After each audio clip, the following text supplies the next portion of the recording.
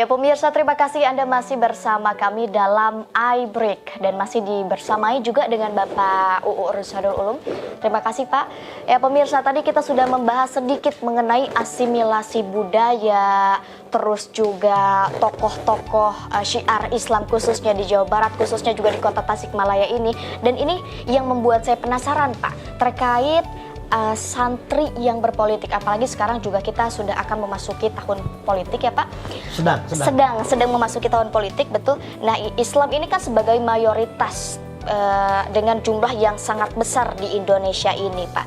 Dan hal ini juga membuat Islam menjadi daya tarik dan menjual gitu ya bagi beberapa orang yang ingin terjun ke politik, sehingga muncul politik identitas gitu. Dan bagaimana tanggapan Pak UU terkait hal tersebut?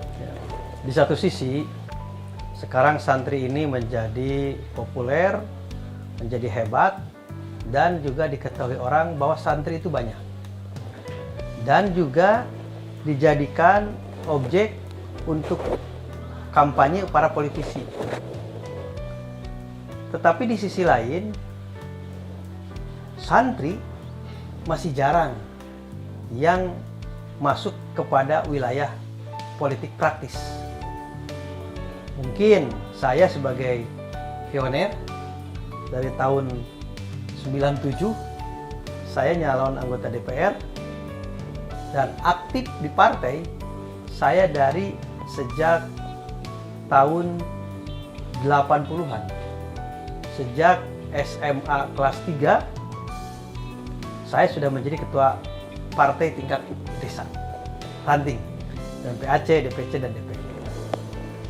Nah, padahal yang namanya politik untuk perkembangan Islam ini sangat penting. Karena kalau Islam dibawa dengan penguasa, Islam itu akan kuat. Ad-din bil mulki yaqwa. Al-mulki bid-din yabqa. Agama dibawa oleh penguasa, agama akan kuat. Begitu juga penguasa membawa agama, insya Allah abadi dan berkuasa. Luar biasa. Tetapi hari ini terkadang santri ini hanya gegap gempita dalam wilayah tarbiyah, dalam wilayah pendidikan, sunyi senyap dalam wilayah siasa. Jadi jangan salahkan dunia. Kenapa santri sekarang tidak begitu diporsikan seperti anak-anak siswa yang lain? Pesantren tidak diporsikan atau belum diporsikan, misalnya dalam anggaran APBN dan APBD seperti lembaga-lembaga pendidikan yang lain. Jangan salahkan dunia ini. Maka ihtisabun nafsi, karena para santri, para kiai banyak yang ikhfa dalam politik, tidak idhar. Nah, oleh karena itu harapan kami mohon bisa juga berubah paradigma bahwa politik itu penting bagi santri, politik itu penting bagi pesantren.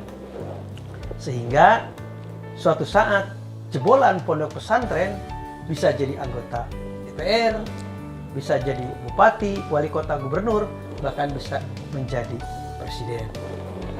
Politik identitas sebagian orang melarang, sebagian orang tidak boleh.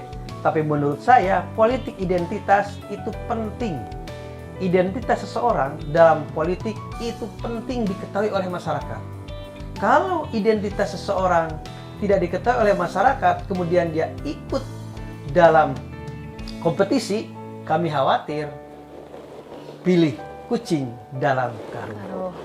Maka tidak tertutup kemungkinan. Kenapa mungkin ada orang yang memilih saya? Karena ketahuan identitas saya adalah santri. Tapi juga tidak tertutup kemungkinan orang yang tidak suka kepada saya karena identitas saya santri. Iya, berarti memang politik identitas itu penting ya Pak ya? Penting bagi masyarakat biar tidak milih kucing dalam karung. Oke, luar biasa. Berarti memang tidak ada salahnya juga seorang santri berpolitik, begitu kan ya Pak? Apalagi betul tadi kata Pak UU bahwasannya ketika kepemimpinan di bawah syiar Islam itu Indonesia akan kuat begitu ya Pak ya, luar biasa. Dan mungkin ini Pak, karena ternyata keterbatasan waktu kita. Sebetulnya masih banyak sekali yang ingin saya tanyakan, Pak UU. Luar biasa memang ilmunya dari Pak UU terkait tadi juga asimilasi budaya, kemudian terkait santi berpolitik dan lain sebagainya. Apakah ada himbauan Pak kepada masyarakat di luar sana? Sekalian mungkin closing statement kita untuk penutup perjumpaan kita pada segmen kali ini. Ya, terima kasih. Yang pertama, kita sebagai seorang muslim perkuat keimanan kita, ketakwaan kita, dan keilmuan kita. Karena iman kita tidak akan bagus, takwa kita tidak akan hebat kalau tidak punya ilmu. Oleh karena itu, saya berharap keluarga kita, anak kita, cucu kita, tolong salah satu dan sebagian waktunya untuk belajar ilmu yang bersifat ukhrawi yang ada di pesantren.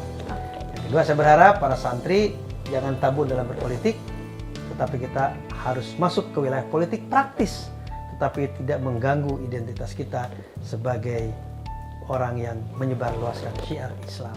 Jaga persatuan dan kesatuan, khususnya menjelang pemilu, karena persatuan dan kesatuan kunci dalam pembangunan. Luar biasa, jaga persatuan dan kesatuan karena persatuan dan kesatuan adalah kunci dalam pembangunan. Luar biasa, terima kasih Pak UU.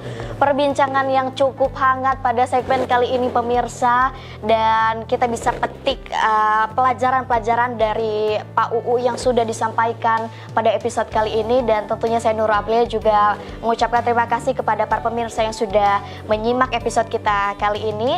Dan saya Nurul Aprilia mengucapkan terima kasih dan sampai jumpa di episode berikutnya. Wassalamualaikum warahmatullahi wabarakatuh. Salam.